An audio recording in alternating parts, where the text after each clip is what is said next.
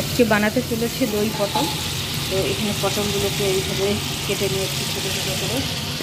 আর এদিকে পেঁয়াজ, টমেটো, কাঁচা লঙ্কা অল্প দিয়েছি, দই, আর এদিকে মশলা, আদা রসুন বাটা সব রেডি করে নিয়েছি। এপাশে আর একটি কড়াই বসিয়ে দেওয়া হয়েছে, সেই কড়াইয়ে গোটা জিরে আর তেজপাতা দেওয়া হয়েছে।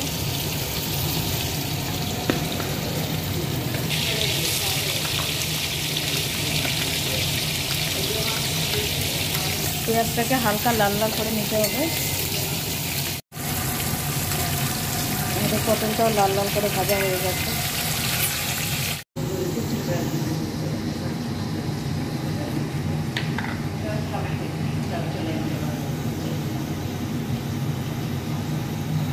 এবার একটি বাটিতে নেওয়া হয়েছে এখানে ধনিয়া গুঁড়ো, জিরে গুঁড়ো, একটুখানি হলুদ,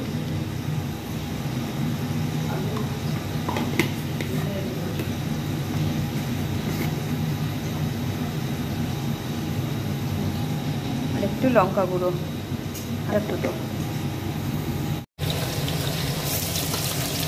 এবারে দিয়ে দেওয়া হচ্ছে টমেটো আর কাঁচা লঙ্কা।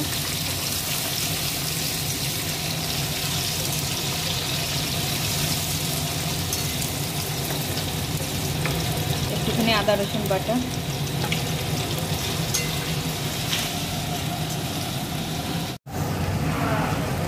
এবারে এখানে দিয়ে দিচ্ছি যে মশলার পেস্টটা তৈরি করা হয়েছে সেটি। যখনই মশলাটা তেল ছাড়া শুরু হয়ে গেছে তখনই আমাদের ভেজে রাখা পটলগুলো দিয়ে দিতে হবে। যখন পটলটা আধা সেদ্ধ হবে তখনই দইটা দিতে হবে।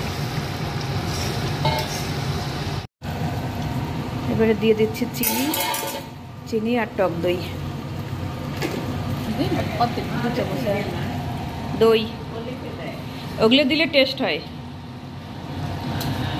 এবার দিয়ে দেওয়া হলো টক দই, দইয়ের তরকারি সেই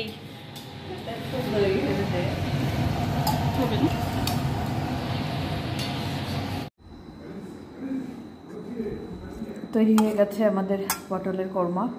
এটা হচ্ছে অর্ধেক খাওয়া হয়ে গেছে, মাঝখানে ভিডিও করতে ভুলে গেছিলাম তাই এখন করলাম। আর রেসিপিটি কেমন লাগলো অবশ্যই কমেন্ট করে জানাবেন।